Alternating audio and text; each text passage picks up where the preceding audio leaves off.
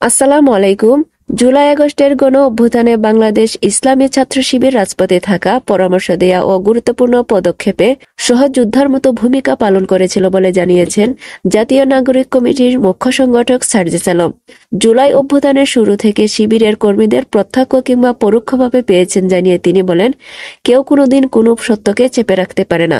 সত্য প্রকাশিত হওয়া শুধু সময়ের অপেক্ষা। আজ মঙ্গলবার দুপুরে রাজধানীর ঐতিহাসিক সোহরাওয়ার্দী উদ্যানে ছাত্র শিবিরের সদস্য সম্মেলনে দেয়া বক্তৃতায় এসব কথা বলেন সার্জিস আলম।